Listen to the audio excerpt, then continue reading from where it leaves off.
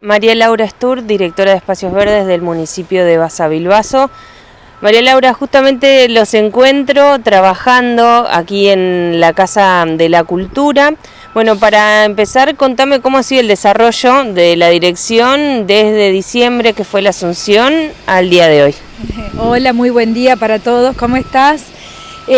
Bueno, comenzamos con un trabajo, mucho énfasis en entrar a trabajar a los barrios con el corte de pasto, estaba bastante enmalezado todo y bueno, 2 días fueron bárbaros en el barrio San José y al tercer día nos ocurre la tormenta.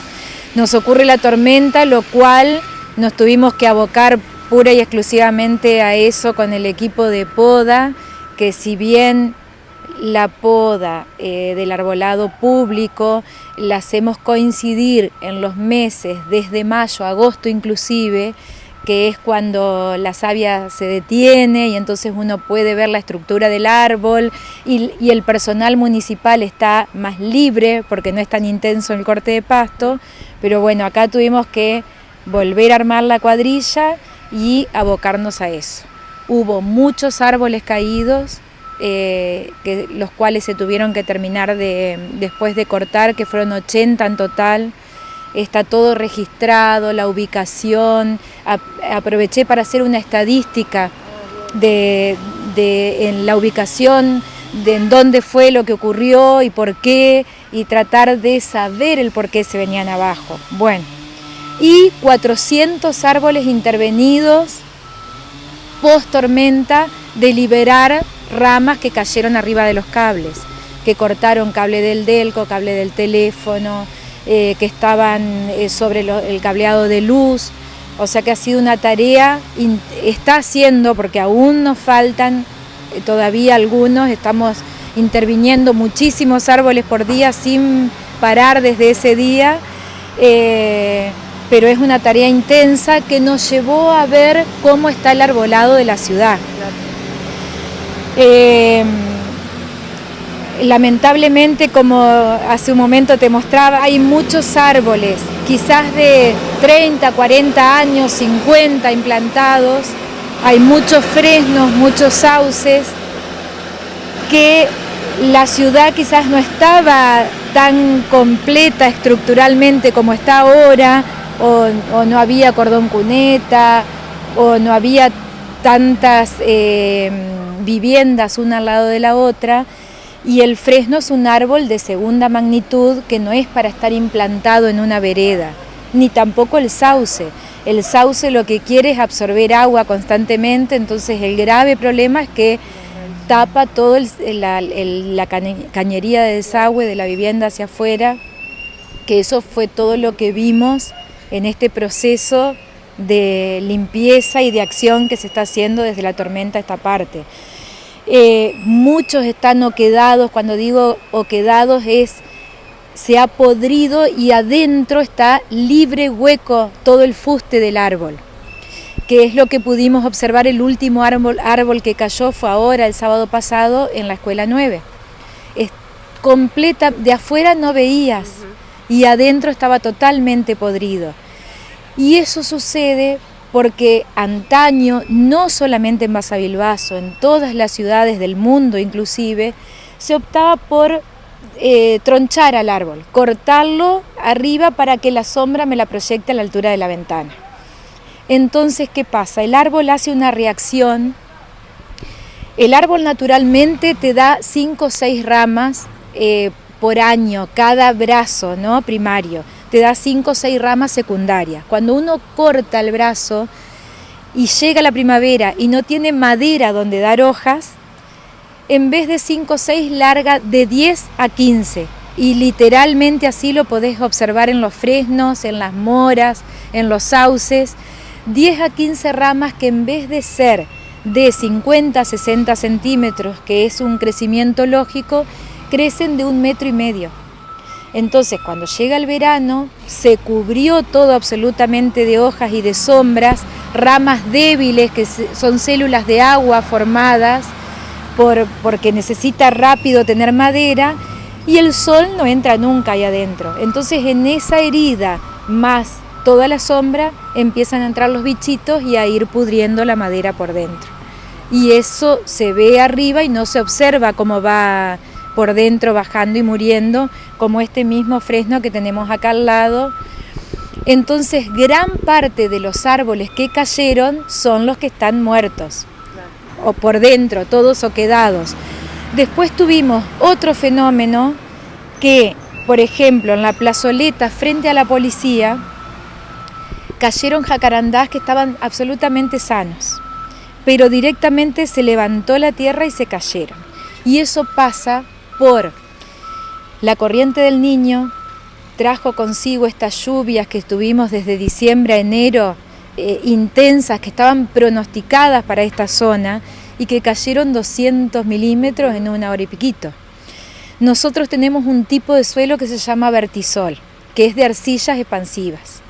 Es bien arcilloso y va desde el INTA, más o menos de Concepción del Uruguay, hasta Rocamora, que generalmente la gente que trabaja en el campo acá le dice tierra de día domingo, porque cuando te da el suelo para salir a trabajar, tenés que salir sea el día y la hora que sea, porque tiene es tan arcillosa que se hace, cuando vos querés poner la pala y plantar y todo, se hace un barro, una masilla, vos la amasás así y es absolutamente con lo que juegan los chicos en el jardín. Bueno,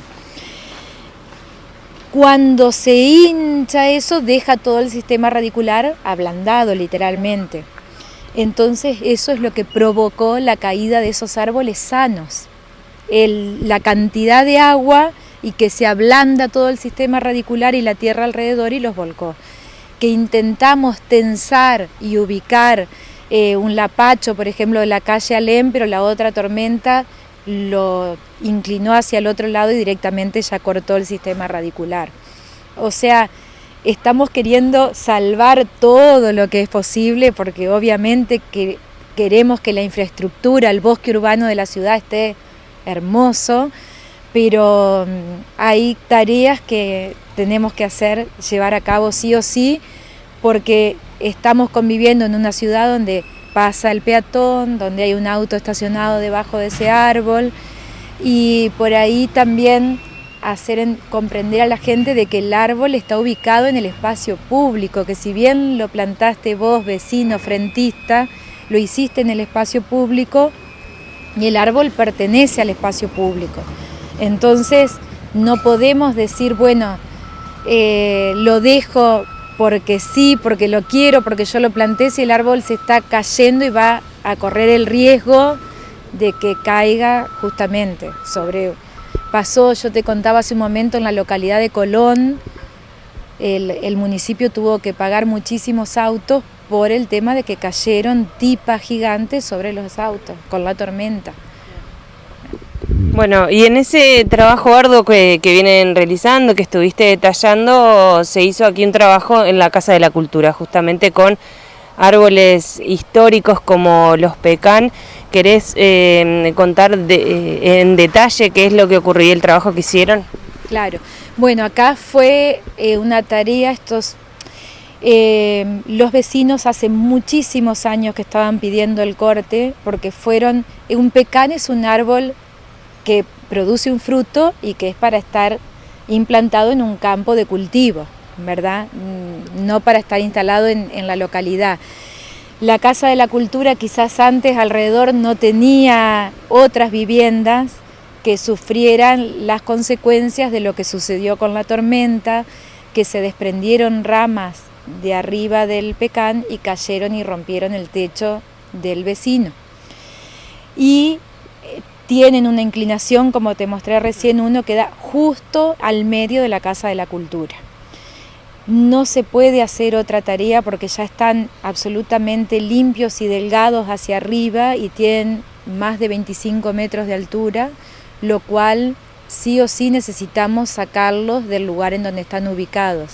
No solo por el peligro de la parte aérea que pueda caer, sino también porque el sistema radicular está levantando toda la vereda y moviendo la Casa de la Cultura. Entonces, Cuando uno amputa el árbol, decirlo bajo de altura y dejo el tronco solo, sucede lo que yo te conté de las ramas anteriormente.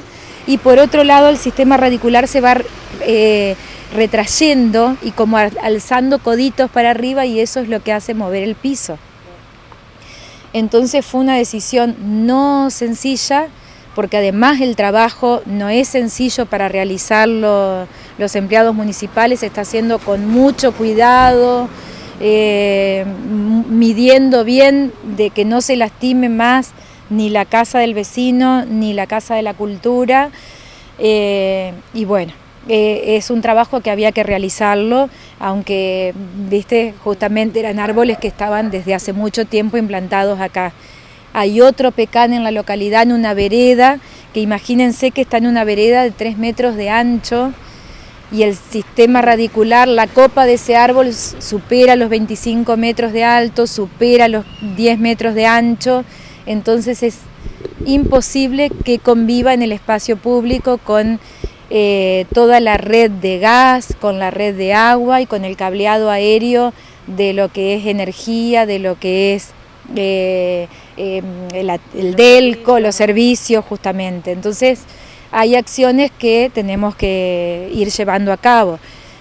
Siendo así también, se ha hecho una compra importante de árboles desde el municipio para todos estos árboles que se fueron cayendo, ir pudiendo reponer, pero con un arbolado específico.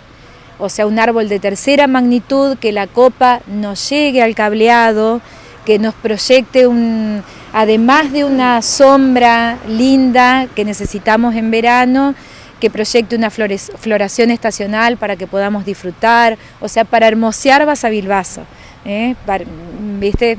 Ir cubriendo todos esos detalles, y es lo que queremos ir haciendo de a poquito. ¿Y podés nombrar alguna de esas especies por si el vecino quiere hacer lo mismo, no sé, en su patio, por ejemplo, o qué es lo que recomendás? Y por otra parte, ¿también hay especies nativas en esa adquisición que han hecho? Sí, bueno, una de las especies nativas que se está usando mucho es la pezuña de vaca. Hay otro arbolito zen del campo que queda muy bonito, pero en veredas bien angostas porque no tiene mucha altura. Y te hago una aclaración con respecto a las especies nativas. Son muy bonitas, pero por el tipo de suelo que tenemos son espinosas. O sea, cuando hablamos de nativas es amplio, porque nativas es nativas de Argentina, por ejemplo, un lapacho que es del norte, pero nosotros lo autóctono de nuestra área, de nuestra región y nuestro suelo, por ese tipo de suelo que tenemos, es todas especies con espinas, porque la espina la hace en reacción a ese tipo de suelo vertisol que yo les conté que tenemos. Como le cuesta moverse en ese tipo de suelo, justamente es el espinillo que tenemos naturalmente en todos los sectores, la pezuña de vaca cuando crece naturalmente en los bañados acá también tiene espinas. Hay muchísimas especies que podemos utilizar, pero la mayoría son espinosas. Se están probando otras especies que es muy bonito, una que se llama Sesbania punicia, que la flor es como la del ceibo pero más chiquitita, pero es de la selva en galería de la costa del río Uruguay. Yo ya la he probado y generalmente a partir del 7º año muere. Es como que vive y crece y se desarrolla y después no le gusta más el suelo o el tanto calor sin la sombra que tiene en la selva en galería. Pero sí se han comprado nativas como lapachos, que hay muchas veredas que no tenemos el cableado arriba. Entonces en esas veredas sí ponemos lapacho rosado, que cuando está florecido en Basavilbaso los que están se ven hermosos. Muchos tecoma, que es el lapachín amarillo que ahora se ve florecido como una trompetita amarilla. Hay una guaribay autóctono, que es una variedad nueva y que además ahuyenta los mosquitos.